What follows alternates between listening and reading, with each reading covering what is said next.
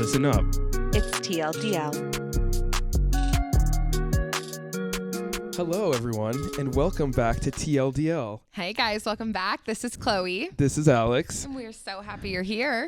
Okay, we were just talking. I have a funny story. Okay.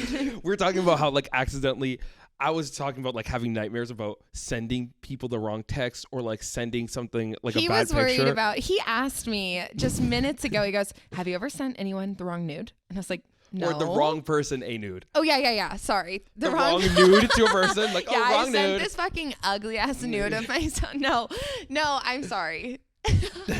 Anyways, yes. So I asked her that. She's like, no. And I was like, me neither. Except one time when I was living in Portland, I don't party much. I don't party at all. This is humiliating already. I can't wait. I went just to a bar with a couple friends from an airport job, one of the first jobs I had in Portland. Long story short, we went out, I got really drunk. Okay. Sorry, Mom. But this was I was 22, 23. And I took a picture for Instagram. I saw one of these dudes, one of my friends on Instagram would take a picture of him peeing every time he checked. But I didn't. And so I took a picture, I uploaded it, and then went to bed. And then the morning, or I woke up at night. Because does that happen to you sometimes when you're drunk? You wake up at night? Yeah, absolutely. Yeah. Oh, yeah, I can't sleep at all if I drink. And I checked my phone. I was like, haha, this is going to be funny. My dick was in the picture. Are you? Ew. Are you serial? Till today, I'm mortified that even happened. I deleted, and then all I saw was someone wrote WTF as a comment, and I deleted the picture. I was like, I don't want to know who the fuck it was. This was on your feed or There's on my your feed. It was a post. But this was back then before Instagram even had video or anything important like that. Oh my God. Yeah, that was 8 years ago. And I only had 12 people actually keeping up with any of my posts. Wow, that's mortifying. I've never done that. I had a friend, she was hammered. I don't know. She does get drunk, but she's never done anything like this. And a few years ago, I don't even know if I still had Snapchat. I haven't had it for a while, but she was drunk and looking sexy. She looks so sexy, but in the mirror, kind of, shimmying in the mirror. But naked. Naked. Boobies looking tight. Abs looking tight. And underwear not on. And she posted it on her story, I think, for 15 minutes. Private Snapchat. And it was, I think everyone was honestly thank you. Oh my God. But also then there's me and one of our best friends and her mom and sister calling her. They're like, oh my God. And she's not answering. So she finally answers and she's like, what the fuck? Who cares? And the next morning, she cared. I'm so glad I don't drink alcohol like that. I mean, but who cares really? It's your gorgeous naked body. That's true. I'm so sorry that you put your beautiful, naked, glorious body. She could have charged for it. That's, I guess, the main thing. Could have girl, you know who you are. You could have a full fucking career just charging for that if you wanted We'll promote it on this show if you ever want to. Yes, if you start an OnlyFans, I'm sure your family won't disown you or anything like that. So we'll promote it. Yes. Toxic traits. Oh my God, Alex, you're so boom. Okay, Alex told me this week, he's like, I would like to talk about my toxic traits. And I was like, God, okay, I guess I have to find one. What did you say yesterday? It's my last imperfection or something. Okay, so today, once we get through this bullshit, we're talking about NFTs today. Cryptocurrency, the metaverse. We're going to dive into it. I'm going to explain it in my way. Though Chloe... I said my one flaw was not knowing it. This is my last flaw I need to work on. I learned it last night, bitch. All last night. I'm pretty sure she knows more than me now. I might. You probably do. Maybe. Because I was researching it. I'm still kind of dumb about it. Would you like to share your toxic traits since you were so eager? He stares into the sky. Well, not that I don't. I just forgot what my original toxic trait story was. I remember yours. Are you serious? Oh, I know mine. Yours. I know my biggest toxic trait. My toxic trait. And do you want to work on this? Is this something you've accepted, or are you going to try to change it? What's the point of us bringing this here today? Because I would like to change. I would just like to own it because it's disingenuous what I'm about to say. Okay. What my toxic trait is. I would also like to change mine. So I'm on this. This is holding us accountable. Yes. Okay. What's yours? Mine is I act wishy-washy about things, about my opinions. Wishy-washy. Though I do have, especially with the reality TV show episode, we the plastic saw surgery. I have opinions. You know what I mean? What I don't like to do is alienate anyone for liking reality TV. If I really look at it, I'm like, okay, you love reality TV. Right, it's not that deep or whatever. I love that you have an interest in this world. You know, our world is difficult, whatever. I'm always like, no, whatever. It's like, whatever, blah, blah, blah. I've noticed it with you. With like politics or big things, you're like, oh, I don't want to talk about that. I don't have an opinion. Blah blah blah blah. And I'm like, and then I start having an opinion. 2022, you don't have an opinion. I guess my opinion is I don't agree with most people's opinion on it. That's fine. That's a good opinion. Yeah. I like that you're acknowledging it, and I think you'll be more confident in your feelings and less wishy-washy. And what's your toxic trait? I'm a motherfucking hypocrite. I'm an annoying hypocrite. I'm a hater. I will like hate things for no reason, unfounded, and then give something a chance, and then discover I'm like the number one fan of it. So I'm just like a huge hypocrite. I'm like, oh my God, I hate that. Oh my God, I would never do that. I would never buy that. There's this like cushion set for kids, and I saw people had it, and it's like $250 for these fucking floor pillows that kids play on. And before I had my kid and while pregnant, I was like, God, they're stupid, they're ugly, they're dumb. And guess who has 2 sets of them and is working on a 3rd? I'm a huge hypocrite, and I do this all the time. That's like, and it's usually very innocuous stuff. It's not typically a huge deal, but I'm such a fucking hater when it comes to like small things, and I just like take a stance, and then 3 months later I'm like, oh. Or like you're in the moment, you act a lot more angry about it, and then after a while you're like, oh yeah, you're right. Probably. Yeah. I care so passionately, and then about things that I'm going to change my mind on, just with a little bit of just me just expanding my mind a little bit. Totally. Yes. So I'm a hypocrite. I do like it that about though. everything. I like that though, because you force yourself. I wasn't such a hater. I'm like, ew, that's dumb, and then I become a collector. Speaking of collectors, NFTs today.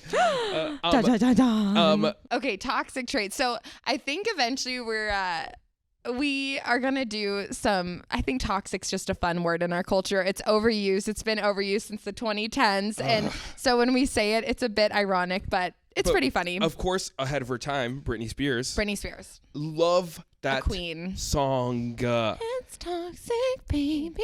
That's not how it goes. Can you, would you like to share? I'm addicted to you, and I know that you're toxic. Ooh, okay. Little nasally, but we'll get there. Always nasally. Disney princess. Go for it. Thank you. Okay, so speaking of toxic, because I would like to do episodes on like toxic things, and it's just kind of fun to like deep dive into like toxic relationships, or toxic behavior, toxic whatever. So I have just a small blurb about anecdote. Me and my toxic behavior, and part of me being a hypocrite. This all ties in toxic ex relationship and me being a fucking hypocrite. This is a lot of people's stories though. You are just being honest with what a lot of people go through, but I love it. Continue. Okay, thank you for validating me. So, oh my God. So I was listening to one of my favorite podcasts, and it's a dating and sex podcast. And you said they have a lot of haters. They do have a lot of haters. And I think I just take things with a grain of salt, and just they're entertainers. It's like, they're not my whole world and my idols in life. So I feel like I'm able to listen to them and just like take from it what I like and leave what I don't like at the door. But I listen to it. I'm married, and I am in a straight relationship where we really like each other, and I know that's very uncommon, so I feel grateful to be here. It's a fucking myth. But I was listening to an episode on like toxic exes and what to do when they come crawling back. And they were talking at one point in the show, they were like, oh, doesn't it, it feels so good to get closure. Like, it's really, we don't always get it, but it's really important, and no one can deny that it feels like really good. And how do you feel about that? Because I had a reaction for sure. I mean, my reaction is like, yeah, you get it or you don't, whatever. Like with closure? Yeah. Yeah, I guess for me, it's like, I think I had closure with like my high school boyfriend, because it was a long thing. And so we talked and whatever, but all my situationships and things that I've had, I just like, those live in you. Maybe. Yeah. So I was sitting there, my married self, and I was like, ew, like whatever. I don't need closure. That's like pathetic. Like, I don't think about these people at all. Whatever though, some people need it. Fine. So I keep listening to the podcast. I go to bed that night and I have a dream, and Swoop, I'm 20 in my dream, and I'm in a room with a bunch of people, like friends, people I've never seen before. And my ex is in the dream, like an ex thing, not an XX. And he like put his arm around me. He was kind of like cuddling up to me in my dream. And in my dream, I was like, this is good. This feels nice. Like, thank you for acknowledging me, like, publicly, you know? Like, he wouldn't before. We can talk about it on a different episode, but he certainly didn't like me the way I liked him. So this is 7 years ago. And so he leaves the room in my dream. Mm-hmm. And then this girl who I've actually never seen before, although, did you know in every dream, any face you see is someone you've really seen? Yes, I've heard that. Really cool fact. Okay, so, but this girl that I don't have any knowledge of was like, hey, girl, like, I just need to tell you, like, he's been doing that with other girls. He's been talking to other girls, and you're pissed. Yeah, I mean, I'm hurt. I'm heartbroken. And so I had... In the dream, you're feeling it. Yeah, I felt that in my dream, and I had an animalistic reaction. He was out wherever outside of this dream room, and I get up. I like acknowledge her. I believe her. First off, women don't lie. So I was like, you're right, dream girl. Thank you for telling me. Yeah.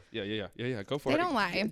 So what I do is I sprint into the hallway, and I'm screaming. I'm screaming like, you motherfucker. And I'm angry, and I ran up to this short little fucker, and I knocked him over, and I started beating the shit out of him in my dream. I'm hitting him. I think I curb stomped him. I don't know what it means with my pink slippers. Yeah. I beat the living hell out of him. And I woke up and I just said, well, you know what? I guess I needed closure.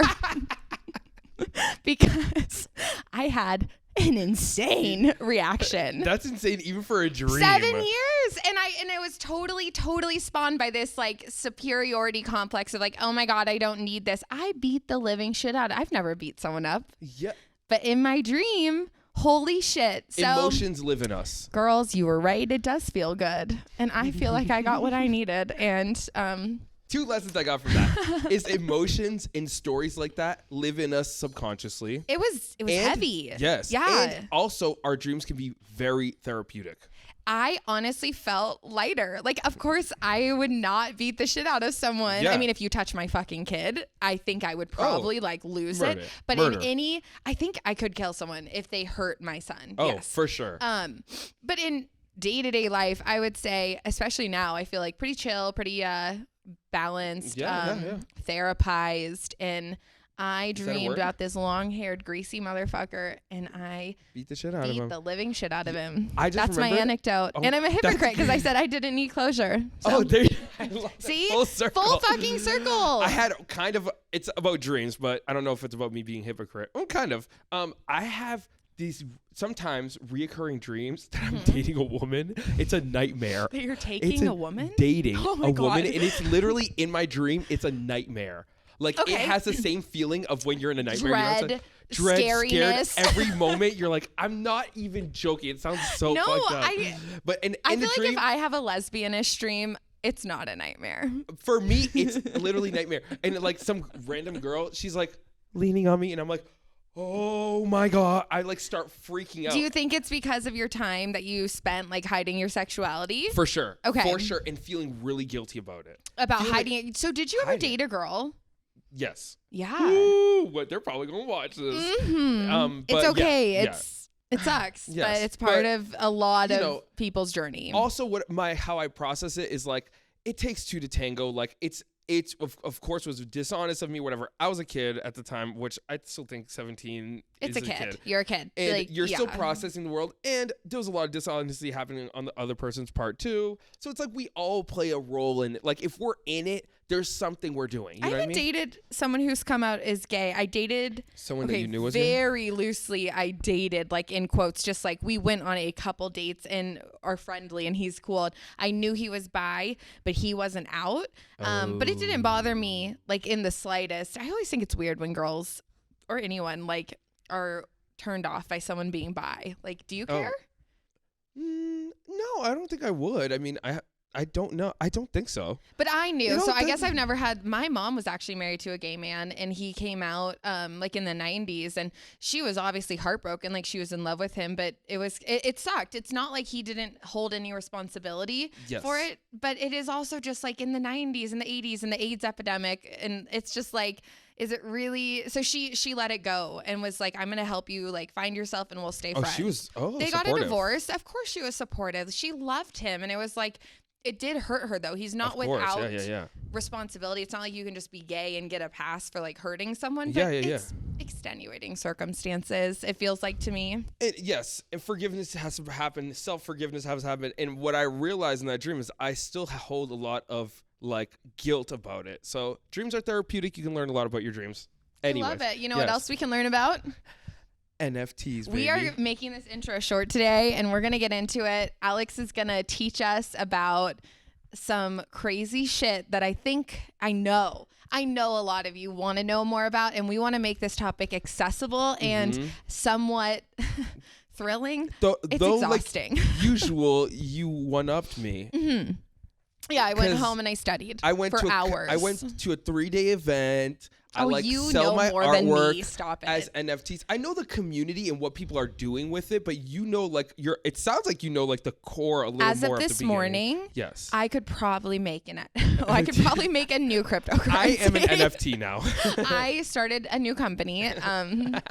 God, add me on Discord. Do you even know how to use a Discord? Yes. Yeah, I hate myself. Oh, that's fine. Okay, you are the king of NFTs. I literally learned this yesterday because I committed to understanding, but you are in it and I am just dipping my little toe in. We're going to break it down a little bit. So it's going to be perfect. We're going to talk about NFTs, but before we talk about NFTs, we have to talk about crypto. Yes. Cryptocurrency, a little bit about how that all even exists. And you can help me out with this because it's still, This is what I'm most intrigued by just because I need to wrap my little small brain around it. Yes. And then the metaverse. And then the metaverse, which are fascinating fucking concept. Still to you? No, I get it now. Alex explained this in this last week to me because I wanted to stay fresh. So this is all truly anything I know I've learned in the last like 24 hours. And so, yes. So and we are experts? I'm a financial analyst. I learned deep machine learning. I'm also a scientist, neurosurgeon. And so please contact our legal team. They will advise you. Anything I say is accurate. Legal advice. Please use it. Financial advice. Use all of it. Use all of this. And if you lose everything, it is our fault. And then you can sue Chloe's wedding company. Okay, so perfect. Okay, great. Okay, just for legal reasons, we were totally joking about all that. This is not. But I am a doctor. Yeah, this is not legal advice or financial advice. Okay, NFTs. So we're gonna start with cryptocurrency. Okay. Let's go, baby. Money, money, money, money, money, money, money. We love money. Money, money, money, money, money, money. We have no money, but we sure love the idea of it. We have plenty of money, Chloe. Look at this. The riches are dripping around us. Look at this. You're drinking out of a goblet. You're a queen. Oh, God, this chair. It's disgusting. For people watching, you'll get the joke more. For people listening, we are starting out. Yes, we're in the process of upgrading. Yes, cryptocurrency. Money, money, money, money, money, money. Okay. So, cryptocurrency, just as a general thing, cryptocurrency is a electronic form of money. Now, with this, people are like, money's kind of already electronic. Right. It's backed. The electronic money we have on our phones, where we see our account. The dollar. Yes, a dollar. Is, first of all, we don't have enough gold for the amount of money. Let's define it just in case. So the dollar is backed by gold. At least it was. There was a gold standard. And so every amount of dollar we had was backed by literal gold. Now it is not the case. Inflation, too much, whatever. With cryptocurrency, it is a digital form of money in the blockchain. This is where it kind of gets... Do you want to define blockchain? Do you want to define blockchain? No, I do certainly don't. So blockchain is just a server with all the information of every transaction that happens in the cryptocurrency world. And so any sort of crypto, like whatever currency you have. And there's a ton of server. Yep. In layman's terms, what I kind of understood from what you said, who've actually used it, because you have to realize I'm just reading. I haven't done any of this, but the blockchain is essentially different transactions all put together, and it keeps records of the transactions happening in the crypto world, and it's really hard to hack it or anything like that, or to falsify it, because it's peer reviewed, and also there's a lot of mathematical equations behind it legitimizing each transaction. I don't know if that's helpful at all, but there's some excellent articles, and that's kind of the blockchain is the actual record of transactions. Yes. Oh, girl, you did your homework. Come on. I really tried. Yes. And for anyone and listening if I'm wrong, don't tell me. No, and if anyone's later. watching, like this aspect of it, you do need to understand. Once you really get into it, you should have some sort of knowledge on it, but you don't need to understand exactly how all of this works to get into NFTs and crypto and all that. That was just something so you know. I was struggling with. It was like I needed, like when we talk about Bitcoin, I was like, what is a Bitcoin?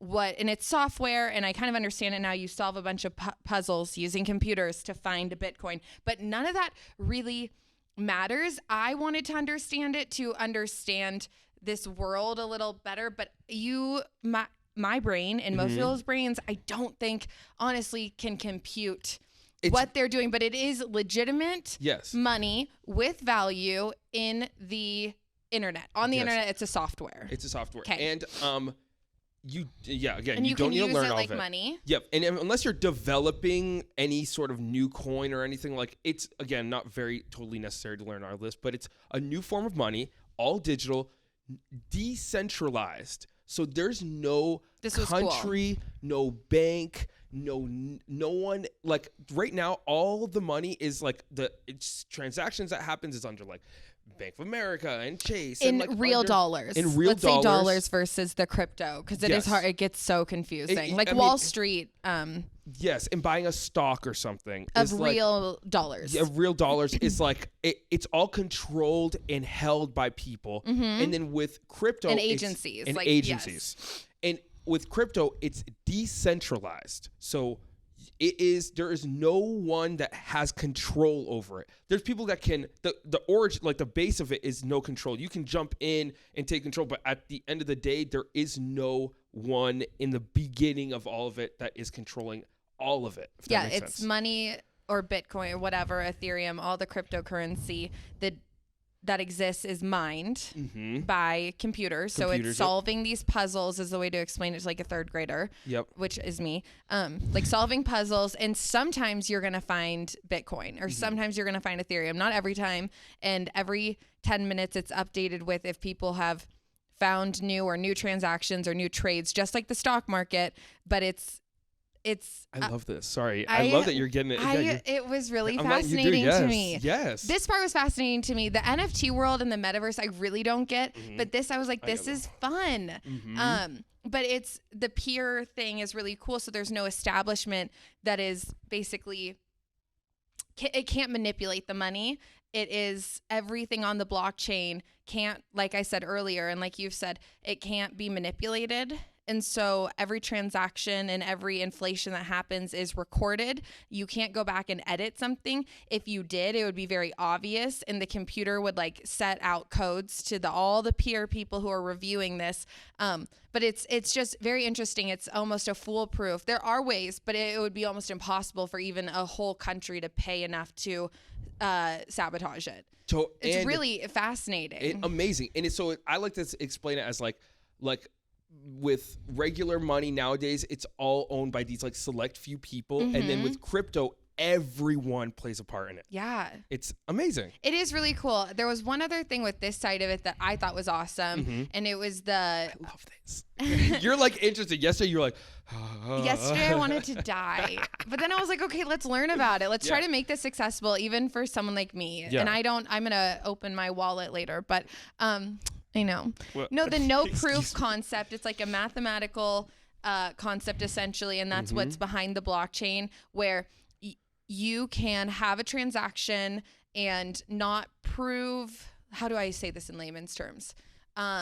Essentially, if I were going to like buy a house in the future, blockchains aren't just like images or transactions. They can also be your birth certificate or your social security number or your credit score. So you could prove to a bank or a crypto agent, whatever, that you qualify for a home loan by just sending them like one number. Yes. And that is protecting all of your personal identification, but it's still proving that you do qualify for the house without having to show all of your personal information to the establishment that you're like obtaining a loan from. Totally. Does that sound? Yes, that's totally right. And that would come in an NFT form.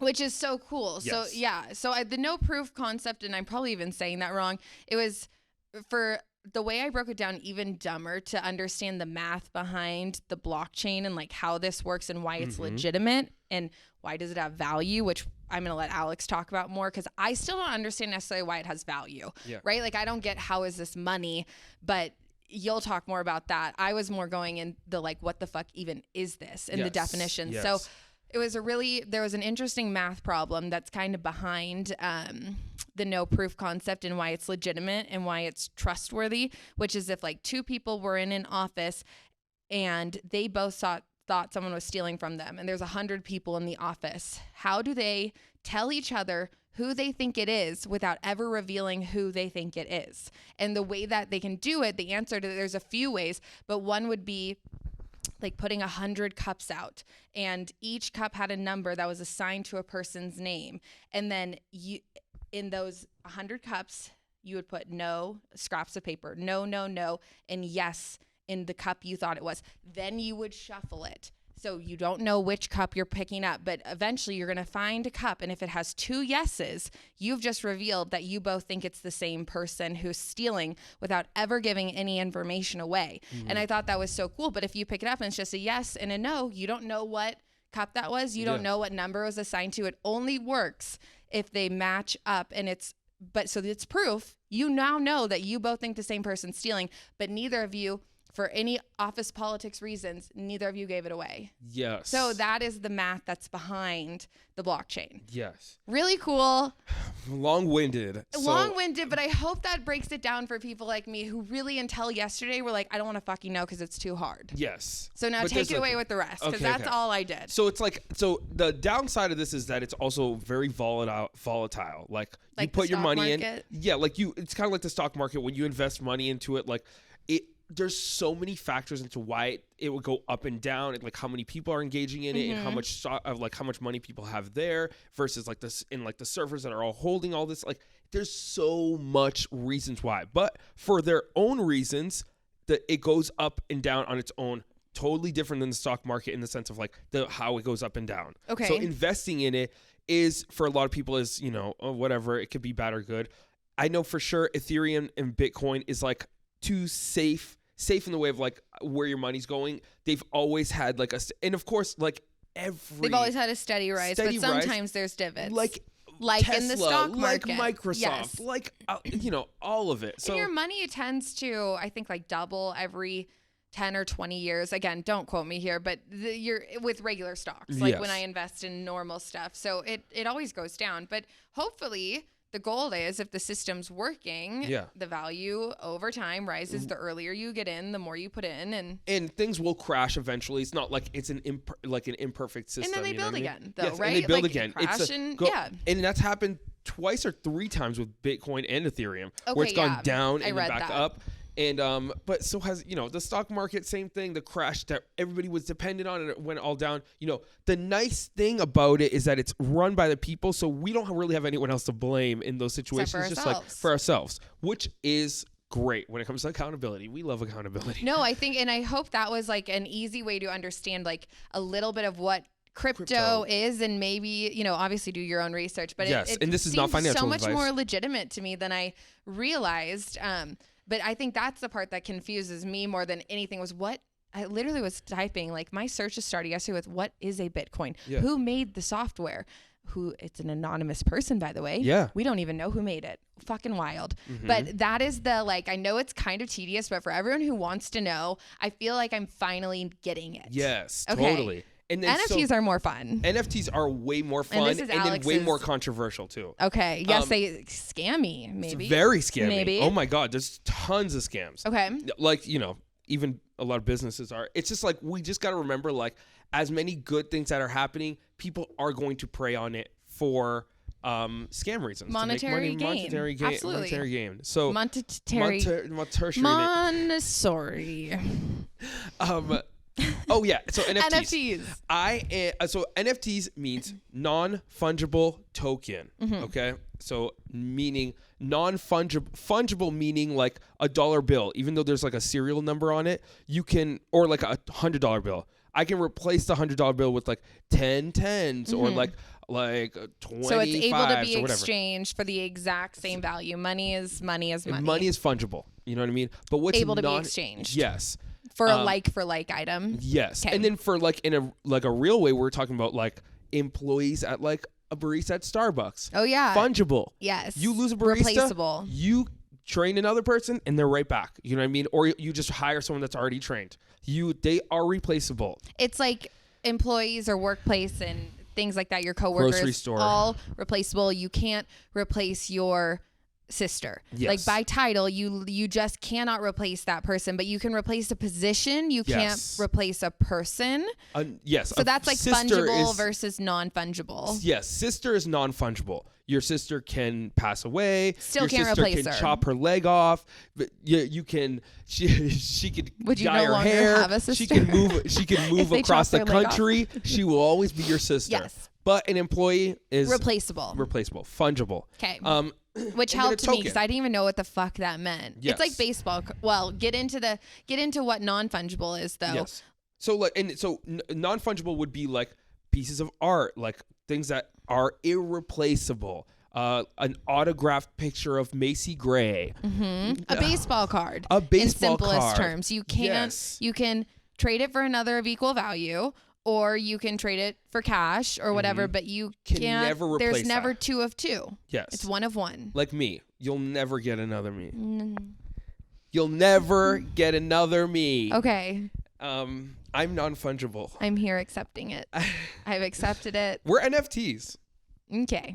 I'm a little worried by the end of this. So once we talk about the metaverse, you guys, which is like, I Just get stay it, with but us. it's crazy. But Alex might be losing his mind. We might stay lose with him. us. We might lose him. Stay with us. You're Just going to stay- learn. I'm telling I hope you're you, already learning. It's actually, Okay, you're going NFT. to thank us later. Non-fungible token. Something that cannot be replaced for the like item. Yes. That's what non-fungible means. So a token is a something you create, you mint in the blockchain using under a coin. So an image. a digital file. Okay. So any sort of digital file. Any sort of digital file or a folder that has Can like music be an NFT? Music's now NFT. Photography NFT. Okay. This is the world I'm in. A poem, like a printed poem. Now people are doing poems. Got it. Okay. And you can I did not know that. That's cool. these, whatever. You could also take a really high definition picture of the Mona Lisa and then print it on a canvas and make then make it an a NFT. replica. Well, and then make it a replica or whatever. But you can never get another Mona Lisa. Oh yeah, no, So, you can make replications, you can but make- it's not I can the digi- OG. Yes, I can take a copy and paste a file and send it to everyone, and the OG thing is minted into the blockchain. So and that owned by that person. and owned by that person. And is that why a lot of people, kind of like roll their eyes at NFTs? Like, they're oh, I could just screenshot this on Instagram. right. Yes. Okay. But and so to explain what it means to own this file that's been minted. Yes. So you own rights on the file to whoever that minted that NFT. It's called a smart contract. You create a contract of what exactly rights that they're buying into. Let's talk about art. Like, explain if you were Okay, so like for just me, very specifically, like a piece of your art, so you can talk about it from personal experience. So there's two different kind of. Well, I mean, there's a couple of different ways you can do this as an artist. There's people nowadays. Well, I'll start with this with the Bored Apes with these like really famous NFTs with like the people changing their profile picture to be a certain thing. Colorful monkeys and all this stuff. On Twitter. And I sound like I'm rolling my eyes to it for people that are watching. they're cool. They're cool. He is rolling his eyes. So they're cool, but what it's for is these like communities that you build around it. So these people, they create a variation of all of this like one type of icon, like the Bored Ape. There's people that do like a little cute teddy bear or whatever. There's a woman one. I forget the name of it, but they sold this NFT and it's a really exclusive group of like these really like powerful women that are like, it's like a networking kind of thing, and where it's they like all you support can each buy other. photos of different So you women, buy, or what are you no, you buying? you buy the NFT, which is just like it's just a profile picture of the same thing, but it's all a little changed for everything. Okay. So when you put that on your profile picture, it kind of symbolizes like, hey, I'm part of this group, this club. So you're buying the NFT. In this case, it's not like art. You're not buying a monkey or an image or an art. You're buying almost a ticket into a club. Yes, you buy a token. So into NFT a club. has value beyond just the value within the market, and owning an NFT, a lot of times it gives you access to a community. Community, whatever utility this person puts behind it. So with these like the Bored Apes, like these famous basketball players. Yeah, what is that? Talk about the Bored Apes. What was it's just the club? a group. It's just a group with like a bunch of like celebrity endorsements and stuff like that, where you're in it and they have like yacht parties and. Oh wow! So it's just you get physical, real world reward for buying into an NFT. Okay. Yeah. So when they first released it, there's nothing behind it yet. So, right. So like they're like, why would I buy this right now? Right. But then you buy it for $800, and then all of a sudden Michael B. Jordan's in it. Oh and baby, then, like, if Michael B. Jordan's there, I'm there. So all these people like Paris Hilton bought it and all this stuff. So they're all talking in the same Discord. And now they're friends and have a community. Now I sell that $800 NFT. I'm like, and you're like, yo, I want to be in the same Discord as Michael B. Jordan. Right. I want to go to that yacht party. Yeah. So I'm like, oh, okay, I'll sell this to you for $20,000. And you're like, oh, easily. Right, easily because of all the benefits that come with it. Okay, so I think that's something I learned. It is something that I learned, and I think it's something that a lot of people maybe weren't aware of. And I actually just figured out that NFTs, I guess, these tokens or files, digital files, gave you access to real world stuff. My husband is in sales, and like one of his clients is in crypto, and it's a weed company, and they sell NFTs, and then what you get from that is 70% of all of their products for life, and 70% off. Yeah, sorry, 70% off of like, all of their 70% of their products. Hell yeah, baby. No, but there was products, and I was like, oh, I didn't realize that. Okay, so that makes sense, I think, to me and like the common person. It's like, oh, I'm buying like a ticket to something or a receipt that I'm part of something. Yes. What I would like to talk about and know more about is the art side of things, though, because, and that's why I started with it, and I think it's good to touch on, you can buy access to things.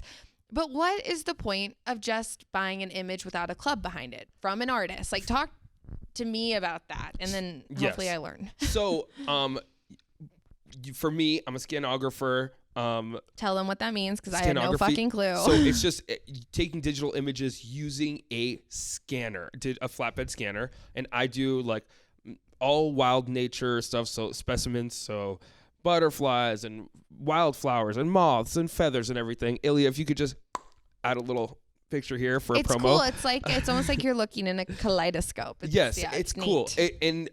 So if you were like, oh shit, this looks amazing, you see that I'm selling it as an NFT. For me, when you buy an NFT from me, it'll come with the rights to that image, as well as at the moment they're all 1-to-1. So you buy one, you are the only one that holds that image in that, and then I will also send you a physical piece of work with it. Canvas, frame, whatever we end up, whatever you agree with. Okay. And they go from like 0.4 Ethereum to like 1 Ethereum. Okay. And those are ranging in prices with dollar from like, 1 Ethereum being like it was like 800 at one point, and then it's like 1,000, and it's like 2,000. It's kind of going up and down. I don't know what it is at today, but so then you own rights to it, and we're also tied on the blockchain forever. So it's everyone can see that someone purchased this from you. And so then I'm starting a Discord soon, so you'll be in the Discord. I'll show you when I'm having my your next own artist event. community. Yes, having the next event. When I start doing live shows, so all that kind of stuff. it's giving people access to you. To me personally, right? That makes sense. And there is no middle.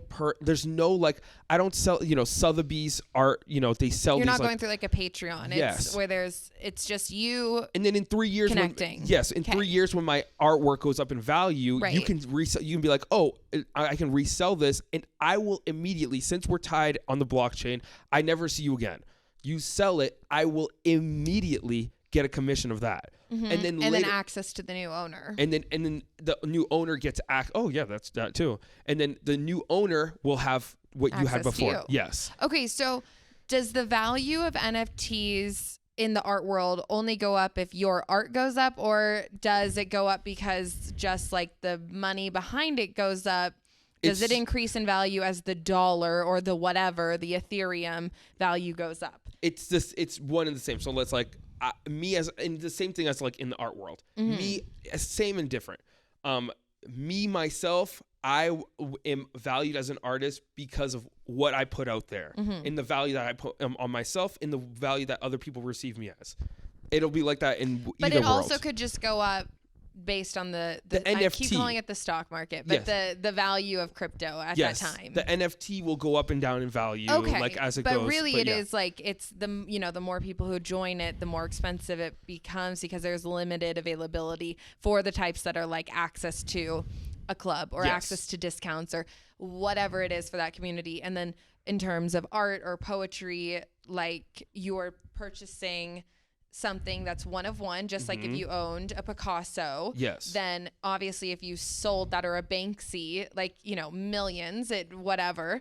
So it very much acts as like real art. Yes, and like video too, like someone sold. And people display it in like And so there's like these little monitors where you could just project the images that you bought onto it. So whatever like image, a digital frame, literally. Okay. So just as another example, like for collectible reasons, people, I forget how, I should have got the exact number, but have you remember Charlie Bit My Finger? Yes. Someone deleted that video off YouTube and sold it as an NFT. So someone has the rights to that video. Oh my gosh. And they sold it for a ton of money. Interesting. Yes. So they're like, videos, they own that now. Wow. Yeah. And so, okay, so what is the point of that? That one, collectible. They're like, like they just own a it. chunk of history. So it's just to own one it. of the first videos that went viral, really viral. Yeah, or Charlie one of the bit my finger. Yeah, and so like and celebrities that endorse it. Bjork, you probably don't know. I do. Imogen Heap. Yes. Love her. What's her name? I just said it. Do Paris they have Hilton. NFTs, or are they just buying them? People that are really into NFTs for music, like they're like really behind the scenes doing all that. Can we talk about how you make one? Aphex Twin, yes, in a bit. Okay. But Aphex Twin, Doja Cat came out with a couple NFTs. Yes. Kanye. Right. So people that are saying like crypto's like whatever, it's a thing. I really think it's kind of like the internet, and it's kind of like computers. When in the beginning we're like, you're going to get a course on, you're going to get a course on using the internet. That's dumb. This is not going to go anywhere. It's a trend. And then now the whole world is run by it. Of course, right. So I think it's one of those things. And Facebook also changed their name to Meta. Yes. So could be a trend though. Could be. Still could be. No, I mean, it's been around for 12 years now.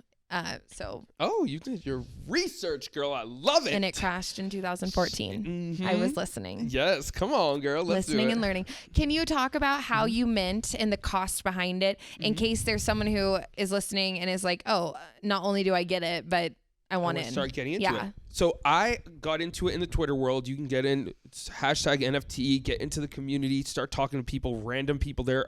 A huge, very tight-knit community. You can ask any huge artist and they will come out and talk to you like you're a normal person, which we are. Anyways, OpenSea is the biggest platform right now for all if you're just a digital artist for creating for uploading onto it. So selling your NFTs. Okay. So you it's like a store. Yes. Okay. So there's a couple of things you have to do. You have to create the account.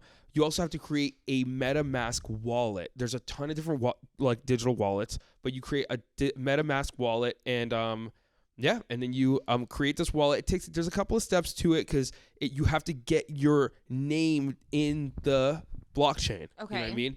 And all the different wallets is like this, and it's the same thing for But there are instructions. There's instructions. Okay. It's a couple of steps for people that really don't want to do it. It is a couple of steps, Okay. but you can get into it, and then you go into the process of minting a picture of a flower or whatever. You grab this picture, and there's, weirdly enough, it's not that much memory. It's like up to 10 megabytes for a file, which is not big at all. Okay. And you put it onto OpenSea, you mint it, and there's a gas fee. Cost of minting, roughly? Depends. The gas fees go from like $120, and I paid 40 something bucks for mine, so it goes up and down for gas fees. I read that it can be like $1,000 to mint it sometimes. Yes, mint an NFT. And then when these communities come out, like the NFT communities with all the profile pictures, they come out with like 1,000 NFTs. Like they have to throw down a pretty chunk of change, right? Because they're minting all of them. And okay, yes. So scams. Yeah. Let's talk about scams. Well, also a question for the because we talked about like how you would make one and sell. I mean, briefly, obviously, if you want to do this, you're going to have to really read more about this. But in the same way, the consumer, can you talk about how I would buy it before we talk about scams and then the fucking metaverse, which is wild to me. I think that's NFTs are becoming less crazy to me because I'm absorbing it. But the metaverse is just, there's a lot of questions on morality and ethics and whatnot. So, and me being a nature guy, I'm like, woo, that's how we'll finish this episode for sure. But yeah, the consumer. So I first, let's start from ground zero. I need to invest in crypto. I need to have money in the crypto world, Ethereum or Bitcoin, because you cannot buy an NFT with the dollar. Okay, so start from there. Like, how does someone go about that? So I got on my phone. I have an iPhone. I got Coinbase. And this is like the most generic one. They take a lot of fee. There's a lot of hidden fees. I think it's okay to start with generic. Yeah. Because this is so hard. It's very simple. Yeah, this is the simplest for dummies. They do take a lot of like little hidden fees here and there, but it's like good for Venmo, people. Like all of it. Okay. So Coinbase, and then I go to and then I create a Coinbase wallet. That's a whole other app. Okay. And then with those two, I got it. And then I upload money into my Coinbase wallet. So like $500 into Coinbase wallet. And the Coinbase wallet is associated with Ethereum. Okay. You can do there's a bunch of different ones. Okay. Ethereum, Bitcoin, there's lots of different crypto. Dogecoin, all of it. And you upload the money there, and then you go on OpenSea, that website, or whatever. There's a ton of other NFT platforms now, but OpenSea is the most generic, so we'll stay with the generic. This is good. Yeah, stay generic. And then we create a MetaMask wallet online, and then you transfer your Coinbase wallet money to your MetaMask wallet, and then you buy from there. This makes sense. Yes. It makes sense. That makes sense to me. And it's all like it's happening so quick on the computer, and then like you get a little notification on your phone. Just and you have the to same way verify I would everything. transfer from like my savings to my personal, and then I would Venmo someone. Yes. And I made multiple transfers, and I used multiple apps to do it. Yes. And then for sure. Okay. And then from your Coinbase wallet, you can just transfer money over to your Coinbase app, and you can start investing there immediately. So you can do either or. It's cool. Yeah, it's cool. And then, that's pretty much it. I think that covers like the main questions that we have that people are just like, I don't get it. How do I start? What's the platform? And obviously you guys, if you have questions, you can DM us or email us, and Alex, email me. Especially email Alex would be really, especially if you're cute and handsome. Email Alex. Mask for mask. MetaMask for MetaMask. Alex told me on his Tinder profile when he was younger that it said mask for mask. How dare you? I know. Email him. But you guys, God. Like if you have questions, especially because he is an artist and actually does this, feel free to ask us. I mean, it's really interesting, but I can't express enough how many articles and YouTube videos that are out there.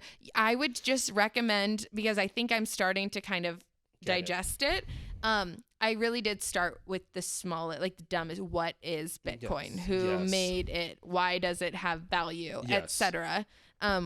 which we haven't touched on, but let's talk about the metaverse, and then we'll dive into why does it have value, and is this good? Yes, for sure. And before we get into the metaverse, I just want to talk about scams really quick. Oh yes, scams will happen. Scams will happen first of all anywhere, and even legitimate businesses, not just MLMs and not phishing all the time. Phishing and everything. It's filled with scams. So in this world, people do this thing, where they like, oh, I got an NFT that we're creating. You're gonna be the first one. Blah blah blah blah. And then you buy it, and then the people that created it can just disappear off the internet because it's all digital right now. It's not like we're getting together and being like, you want to buy an NFT and then I can find you later, Yeah.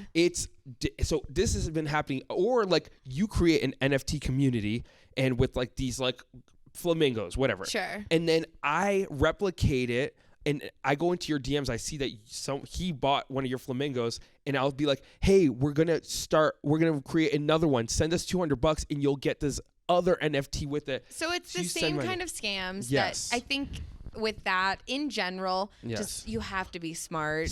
Stay in if you're into and not even buying smart. it. Smart people get scammed all the time. I don't want to say it like that. Just be aware and maybe check with other people who are in the community to really help you, because we can identify, we as people can identify scams a lot of the time, but sometimes you fall for it. Yes, so for sure. Be careful. And also, ladies watching, a lot of you are going to be Chloe's friends, I know. Yes, please. Okay. Ladies. This is a community that is mostly, if you were to dive into it immediately, get into these Twitter spaces where people are talking and stuff, it's going to seem like there's a lot of dudes. I went to the San Diego NFT convention, and it is surprisingly full of powerful ass women. I can't wait to be one. I can't wait to be a keynote speaker at next year. Keynote speakers, it's amazing. This woman, she's dominating the restaurant industry, creating NFTs for the restaurant, and then this other woman's helping people pivot their careers to NFTs. There's a lot of community building women, and there's this NFT. I forget what it was called. I wish I remembered it, but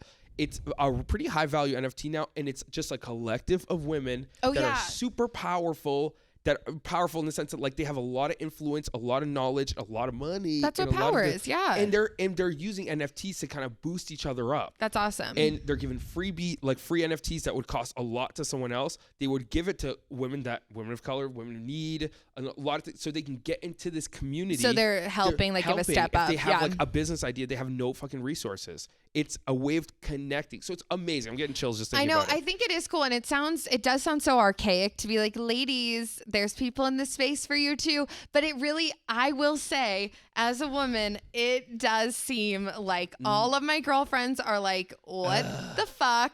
And I don't care, or whatever the reaction is, I don't understand it. And I'm not saying all the men I know understand it. There's a lot of people who don't get it, but there's more men who are like, oh, I understand the basics. Like, I kind of get it. And maybe they're just saying that, but it does feel like there is a huge gender gap in this. So it is cool to hear that there are pioneers in this that are women. I mean, this started 12 years ago, really, and it's blown up from there. But these people, when you look at this in 200 years, are the founders of this, and there is a lot of more equality in it than I think we realize. There's people from everywhere and every background are getting into this and starting it. Really, it's still, I mean, in the first 12 years, that's the beginning. And that's just crypto. NFTs have been like 7 or 8 years, like not that much at all. It's wild. Yeah, it's wild. It's so new. I was in a Twitter space for all fine artists or nature photographers, and it's like, it's a bunch of, there was like 50 people in there. Some guy from Africa, some other dude from Colombia, another lady from Florida, all different races, all different countries. Interestingly enough, though, there are countries and places in the world that governments do crack down or not crypto, allow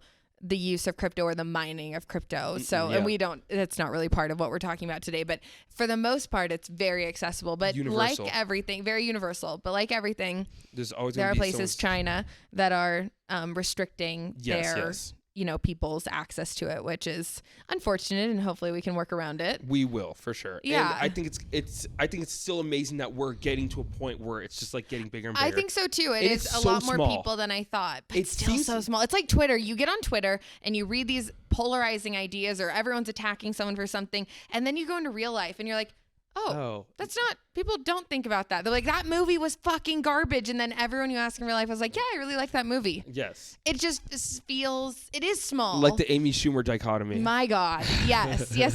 But it is, it's accessible. It's small. It's growing, but it's bigger than we think. Yes. And I think I've been at least persuaded to believe it will be more important. This is amazing because when we first met, she's like, no, okay, I love that you're into this. La, la, I love la, that you're into it. Don't talk to me about it because I'm not going to understand and I'm not going to get it.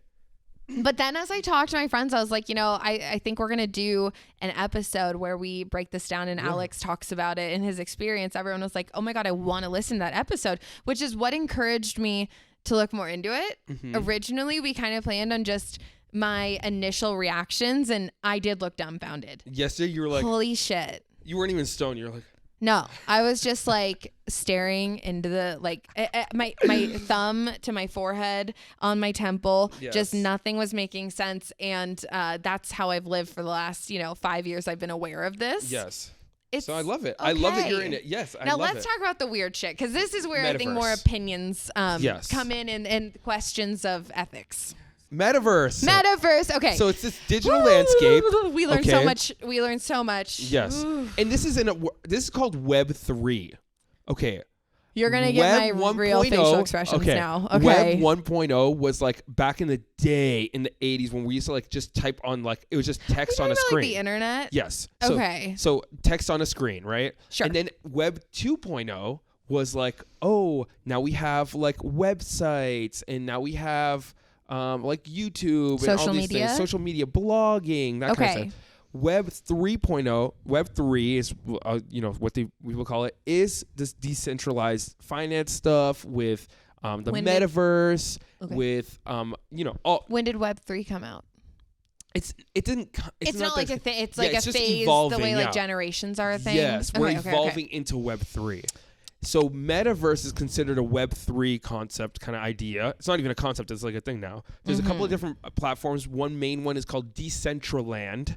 And it's this world, this universe where you create an avatar and you just travel through this world. You see there's all these different rooms and like places that you can go to. Sims? It'd be like advanced Sims, kind of. Okay, I never actually did play Sims. I'm not a big computer person. I used to love The Sims. I didn't. So, okay, try to give us some analogies. Like, what is it going to look like if you go to this Decentraland? So, Decentraland, you could do anything from, like, shopping. So, like, with video games nowadays, right, you can, like, buy different armor for your stuff on, like, an online platform. You can buy different armor. Like that little for island no reason. thing. Yes. So, like, for no reason. What was that called? The island game?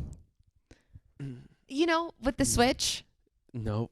Oh, yes, with you do. The Switch? No. Everyone's going to know. Okay. Well, people will probably know. But so it's kind of like that idea where you like are on this platform. That's the basic stuff. Is like, oh, I can buy different clothes to make my avatar look cool. So it's this world that exists online. Yes. Okay. People are going crazy with it. You can do it on the computer, and then you can also do it in virtual reality. So you're literally walking around your little room, but you're walking in a shopping mall? In a shopping mall, you can literally go to like Gucci. There's this woman talking about fashion in the metaverse. Gucci. So you can walk through a mall and purchase stuff from Gucci in the metaverse. And then they ship it to you in the real verse? There's different stuff. So you can buy it for your avatar, and I'm sure you can ship it to yourself in the real verse. Because my avatar doesn't need to wear Gucci for $500. Yeah. I don't even get to wear Gucci. Probably not. But for at $500, more like $20,000.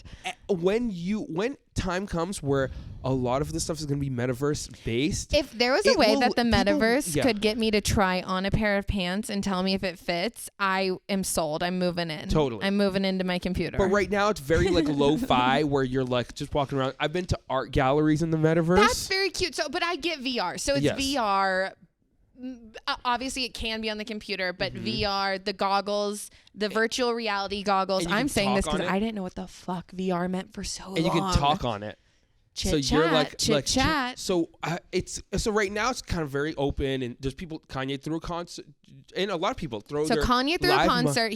Did he put his goggles on and then get on stage and start singing in a room? I don't know how he performed it exactly. The concert goers put on their goggles. Their and goggles. They get to hear him performing live. And then they like watch it. see it. And they're just there vibing. Yeah. Now, can you see the other people who are at the concert? Or are you just kind of like seeing blank space their avatar, around you? so they're not like, not yet. They're not like, hey. So you just see their avatar, but you see Kanye West. Yes. Like in person. Maybe. I don't really. I know that you can do VR like musicals on Broadway and stuff. So I'm thinking it's kind of like that. Yeah. So it'll be something like that. And then, and it's constantly evolving. I mentioned this yesterday, where pretty soon it's going to be all monetized. So it'll be like, buying tickets to a show. You can buy land that costs like $300,000 and build buildings in it. That'll mean something later. We can buy a podcast studio there and shoot this podcast in the metaverse. My head. In the metaverse where people can listen to us live. That's so stupid, I think.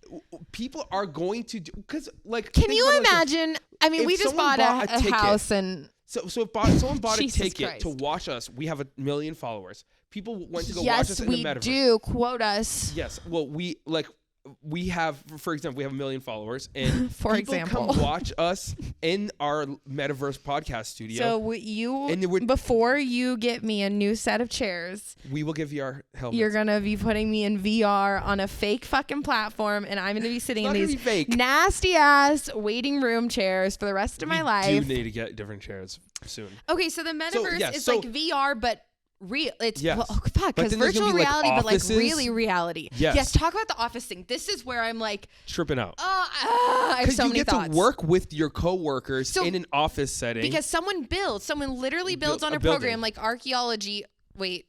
Archaeology. No, architecture. Jesus. Oceanography. So there are dinosaurs, and oh my god, dinosaurs would be so cool. You could do that though. The metaverse is gonna be crazy. Okay, so you can build an office. So literally, there's an online architect who's gonna build a 3D thing, but more than that, there's gonna be desks, and it'll chairs. be real. It won't be just like a bunch of nerds. It'll be like, I hired you for a remote job. You're gonna put your VR fucking set on and show up to work. There'll be a call meeting, center. or you can have a meeting where everyone's there and they got their thing, and like you guys are in different parts of the world. My wedding planning company could buy an office space, and when I say like, girls, I want to talk to you, everyone puts on their VR set, and it looks like we're in a boardroom. One girl's in Hawaii planning weddings, some other girls in Washington, and other girls in Florida, and you're here in San Diego. We would never work in Florida.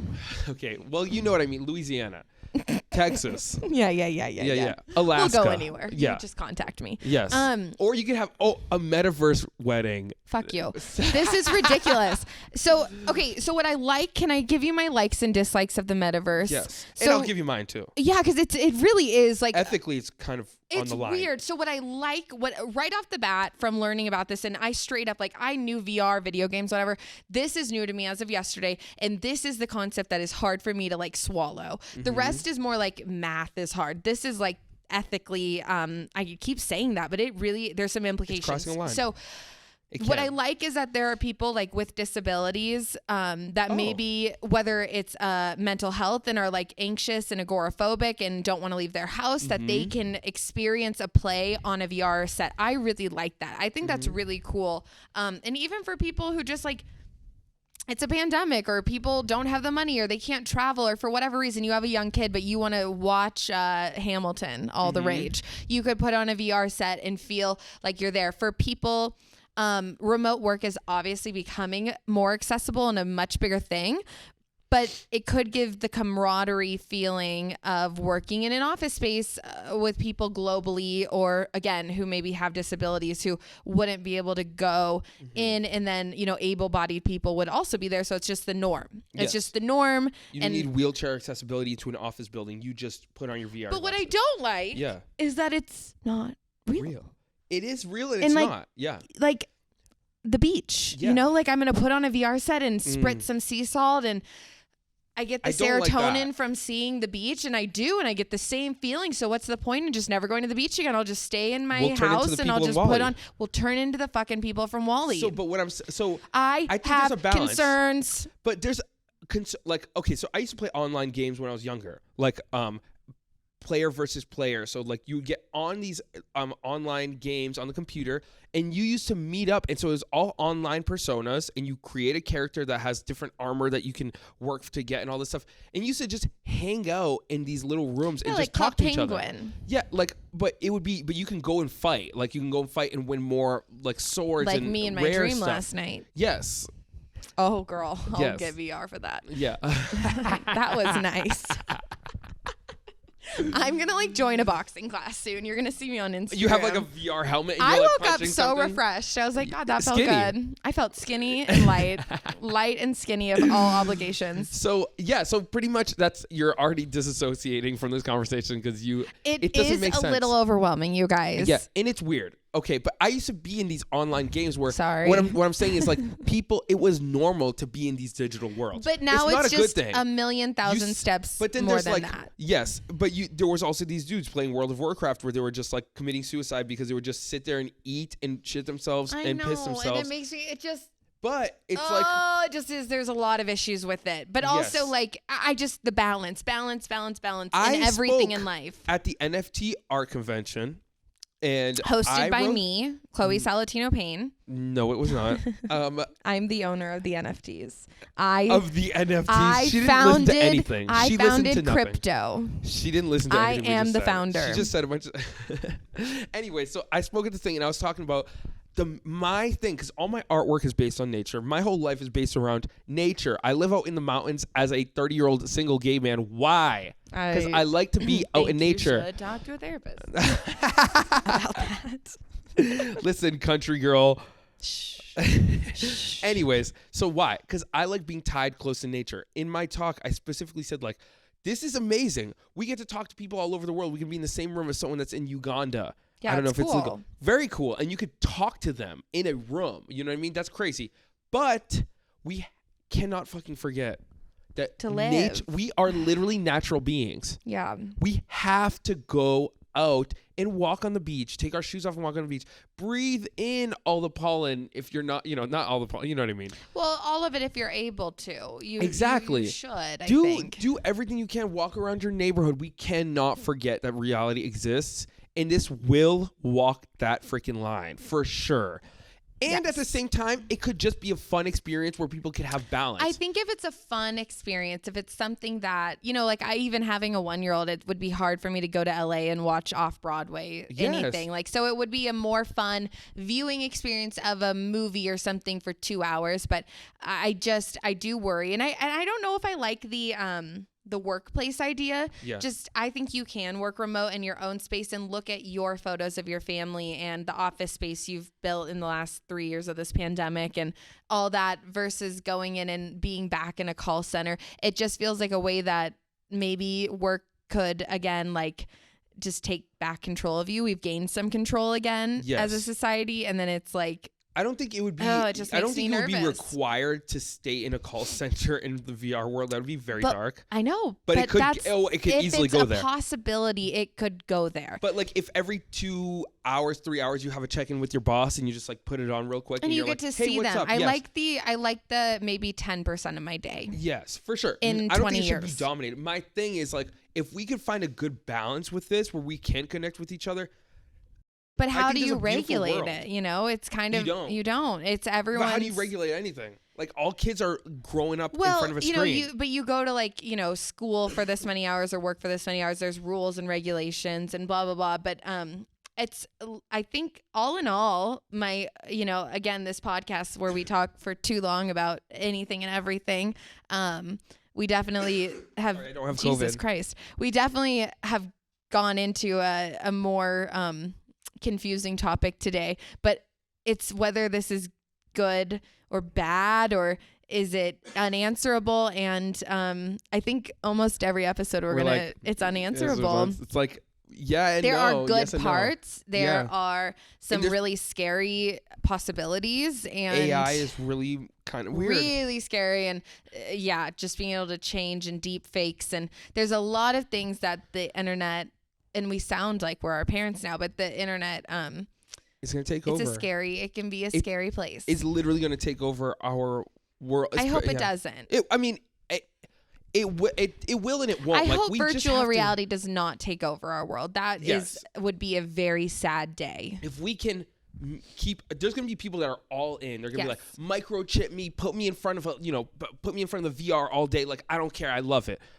And there's gonna be people that are gonna volunteer it, but you can't force. There's still people walking around right now with flip phones. I was just gonna very say small that one. there's still Very people that don't small. have iPhones. So- Yeah, and that don't want anything to do with it. And I think there's a really coolness in that. And hopefully it's just a larger portion of people that don't go down that rabbit hole, because the iPhone is, I mean, we're slaves to our phone. It's insane. But and we're communicating with people all the time. So there's pluses and minuses to all of it. We just have to learn that balance within ourselves. We can't have the government regulate how much we can use our phone. You know what I mean? No. Can't have the government regulate how much we can use VR. The reality is it's up gonna to keep the individual. It's going to keep getting crazier and crazier, and we're just going to have to get in. What I really like, though, is cryptocurrency. Yes. As I am the new expert. Call me. Queen of Finance. I'm a queen of finances. No, I do feel like that is exciting. That doesn't threaten reality to me. That doesn't threaten any, like having cryptocurrency at this point is no different than me paying with my credit card number when I shop online. Like, so rarely do I go. I mean, the grocery store is like the place I would go and like bring even a credit card out. And the fact we had cash, that was the main thing before. And now I barely even use a credit card. We tap our phones or whatever. So I don't think I'm scared of that. I think it's time that I educate myself and that everyone learns more about it. But the metaverse is something I think I'm wary of. I don't think it's for me. I don't know if I'll, at least for any reason other than a game for my son, I don't think I would own VR goggles. If we ever had our podcast in the metaverse, I would not make us wear VR helmets. I'm gonna wear like a it would just shiny be all suit live. and antennas on my head. Boop, boop, boop, bop, boop, boop. Is this an alien joke? If I were fucking recording in the metaverse, I am going to just show be up and show out. And you would just create an avatar. We would do all the legwork like we do for I don't want it. the video part. I feel like my brain is a little zippy zappy, but I feel good. And I actually think we accomplished my goal of making this accessible. So you let us know in a comment. Tell us if this made message sense. on Instagram, comment on YouTube. Tell us, what do you freaking think? Did that make sense to you? Is this something that you want to get into? What do you think about the metaverse? What do you think about? Yeah, that one definitely DM me. I'm down and how to talk impressed about are you that Chloe knows all this? Like literally overnight, she's like she knows more than me. She doesn't know more than me. I'm probably but wrong, but I'm learning, and I think I'm on the right track of understanding. Do you think we're having an earthquake? That'd be cool. Sorry, but yeah. No, so we hope. Yeah, let us know. We should move into our last segment of the day. Yeah, I forgot. I thought we were ending. Sorry. And instead of talking about you, we're gonna still talk about us because we want to. And we're interesting. Was that you singing, transitioning over to our next segment? Yes. Okay, that was our theme song to next segment. Got it. For context, this is the first episode that is releasing after our first 3. So this is like our first weekly Tuesday morning new podcast. So welcome. Thank you for listening to us again. It means a lot. Watch us on YouTube, because Chloe does not believe that people will watch us on YouTube. If you do, comment on my outfit and let me know if I should become a fashion influencer. Oh, I know. Oh my God. Dirty ass slippers, dirty ass all-stars. I know. What are we going to do about it? I didn't want to be on YouTube. I was going to hike, and all my friends ditched me, but I went to a little bit more. Oh, you can come to beach volleyball with me. You're busy. Okay. I think this will probably be the last episode that isn't like current though. Like we're a little bit ahead, but we're going to start recording like week to week, and we'll record and then you'll get it within that same week. And we're excited. So we'll start doing, oh my Lord. So we'll start doing some calls in the podcast, that we want for the listener segments. But for this one, Alex thought it would be a really good idea to do an Ask Me Anything. And no one asked no one asked us anything because we haven't released our podcast yet. So I was sitting there, I was like, why don't people want to ask us anything? And it's like, because they don't even know who the fuck we are. Yeah. Except I had one person ask me. Okay, tell us what the one person asked you. I'm just like, I'm humbled, but it also makes complete sense. And we'll do an Ask Me Anything when like we've dropped an episode. It was stupid. What was your one question, famous Alex? What keeps my gears What gets your gears grinding? What gets my gears? No, turning or something like that. Like what keeps my gears spinning over and over. Do you know what that meant? It just, I guess what I took that as, Nick, is what keeps me grinds going. My gears? Yeah, so we can ask both of us that. Sure. Thanks for our one question. We really appreciate you. We do appreciate one it. We love is better than building. none. So what keeps me going every day is I have a big focus on being rich and famous in the future. Oh my God, alive.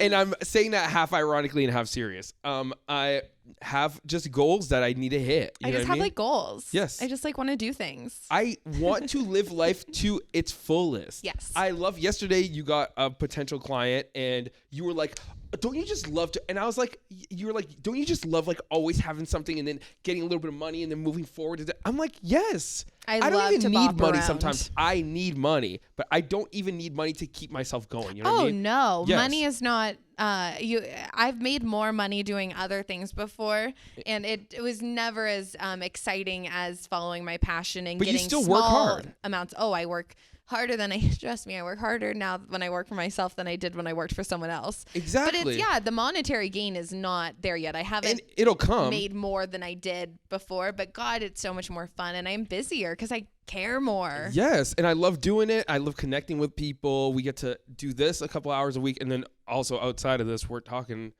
in the metaverse. Not in the metaverse. We should. Alex, today I called Alex just because, and he was like, why did you call me? And I thought that was mean. Oh, you did. You did seem a little offended. Yeah. Why did I call you? Because I wanted to. Well, I thought you were like, oh, listen, there was gonna be something, you know. No. Okay. I just had an exciting morning and had time to chat. I'm working out more. You're working out more? Yeah. Is that what grinds your gears? Yeah. Well, things like that. Like I like to keep it moving. Yeah. I like to keep it moving.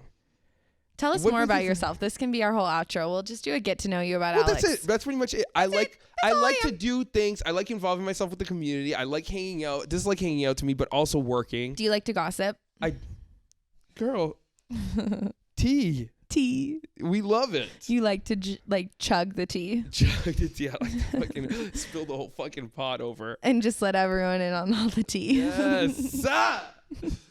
God, it's such a guilty pleasure, and I've gotten into so much trouble over my life. Have you?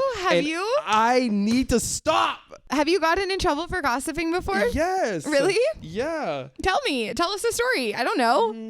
I don't know if I have. I'm not into trouble, but first of all, I like being first and foremost in my work settings, in my personal life, and I like being fully honest. Like, bitch, you're fucking annoying me today. Yeah. If you are being overwhelmingly annoying, I'd be like, Chloe, I love you to death, but you're overwhelmingly fucking annoying me today. This bitch. happened yesterday. Did I say that to you?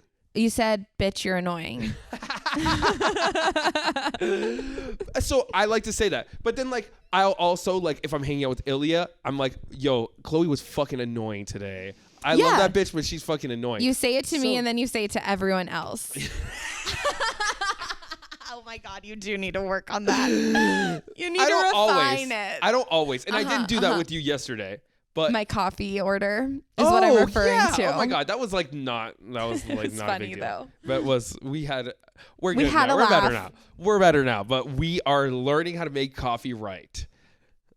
Anyways, so that's another toxic trait is I don't shut the fuck up. For the sake of comedy and entertainment, I will. Don't just tell me nothing. Talk. Don't fucking tell me nothing you don't want to hear coming back around. But I'll tell someone else. You know, it's funny because I love gossip too. Like, of course, I like hearing about it, but I am pretty tight-lipped. Yeah. Yeah, I don't really repeat anything. Yes. No, you just like, you like it. If you have to keep asking, you don't dive into it. But you're like, tell me. And I'm like, I want to know everything. But when someone tells me something and doesn't like any stories I tell about my friends, which is so, I don't know if I think this is what people should do. I'll ask permission. Like, can I say this? Can I tell this story? Oh, I should do that. I'll add that. Maybe. To yeah. That could be something. I don't know. Were you suggesting that to me just now? I was just suggesting it to everybody. Yeah, I think everybody could learn from that. I do though, because I feel like I would be so humiliated. And so maybe you just are like, I don't know what the word is. But if someone were to tell me something and then I told a bunch of other people and then it got out or people found out, obviously because I let it out, I would like die. Yeah. If like people would be like, so you told them? Yeah. I would just be so mortified. So to avoid being in a position of mortification and also like deep regret, I just don't tell people things. I just safe with me. I get a rush. I get a fucking rush. I'm like, ooh, bitch. I love to hear stuff though. Like, please God. tell me. And also, can I be honest? You enable that behavior. You just don't do it yourself. Oh, absolutely. Because I do know, at least what I know is when I'm I'm asking for the information, I love to know it. It's not going to go anywhere past me. So I feel like it's probably not nice, but I'm just like, well, at least it will end with me. I talked to Ben about some stuff. It's honestly, he's just kind of bored by some stuff. And that was the other point I was going to make about me being more of a vault type of person. A lot of times, like, unless, like, if I really care about you or like listen to you, there's nothing I'm going to forget about you. Like, you tell me something. It's kind of scary. I'll reference it. Like, you have a friend who did a thing. I'm going to remember it. I'm going to bring it up. I'm going to let you know I listen. Me in passing yesterday. It shocked me that you remembered. Yeah. You're like, oh, like blah, blah, blah, blah, blah. And I was like, how did you know that? And you were like, oh, you told me a while ago. I was like, but why did you remember? Because I actively listen. But if I don't really know you or it didn't really excite me, your story, forget. Like dead in my eyes. I forget the person. I forget the story. And they'll reference something and be like, did you remember when I told you this? And I'll be like, no. Which is crazy because if I am listening, there's not much you can get past me. But if it is a little bit uninteresting to me, it's like it never entered my head. Like I filter very heavily the information I decide to hold on to. That's good though, because that means you're like in or you're out. And I'm a vault either way. Yeah. I either fucking forgot your dramatic story because it wasn't that interesting to me, or I just respect you as a person and thank you for telling me because I love to know people's deep, dark secrets. I love it. It's a guilty pleasure. I just, yes, safe with me. So thank you everyone for all of your overwhelming questions. It was so good to answer them. That was a little dumb on our part, but we'll get there. Listen, we're starting out. Can't wait to see this. I can't wait to have 10 questions. It will be so exciting to me. And we have to be like, oh, we have to turn this right. We just don't have enough time. Oh my God, let me just pick the best ones. Yes. I can't wait to be at that point. I wrote that on my story. Are you making fun of me for that? Did you really? I was like, we'll pick the best questions though, and we'll answer it. No one asked. Friend, my next door neighbor asked me what grinds my gears. And he's a mechanic. That's why he asked me. That is so funny. I put it on my personal story and the podcast. No one answered the podcast one. Hundreds of people followed my story or watched my story. Not a single question. No one wants to know shit. That's fair. I don't need you to care about me. That is okay. I do care about me. I put it out there. I got rejected. I woke up happier for it. I had nothing to think about. I didn't have to think about any questions. And someday I'm sure people will have questions for us that I don't want to answer. So for today, I'm taking the win. Hell yeah. Of peace. Hell yeah. And you went through this podcast really well today, especially since you... No, I didn't. Happy holidays. What holiday is it today? Oh, 4/20. No, Easter. Oh. Easter Sunday. Not Easter Sunday. Got it. So thank you so much, guys, for being here. Thanks for listening. Thanks for sticking with us. And even if you don't want to listen, you better listen, bitch. You better listen, or listen up, bitch. Oh, we'll do that as a poll soon. But next episode will be in the metaverse, so watch for that. Fuck off. Okay. Please follow us on Instagram. Too long didn't listen pod. If you have any emails, thoughts, comments, concerns. Too long didn't listen pod @gmail.com. Subscribe to this channel if you haven't yet. If you're watching on YouTube, because I am a person. Oh my God, he's spritzing himself with this fucking energy cleanser. It's weird. That watches YouTube podcasts. I don't. So please, like the podcast on whatever you listen to on Spotify or iTunes or whatever the fuck else you do. And if you could give us a 5-star rating for being intellectuals who are sharing on YouTube. But you do that on podcasts. Oh, podcasts. Yeah. You guys, we are professionals And if we need to list our qualifications again, we will. But you better listen, bitch. Listen up, bitch. Bye. Thank you, Justine, for at One Heart Massage for this energy cleanser. She better pay us for that. Goodbye. She's not. Okay, bye. Mwah! Mwah.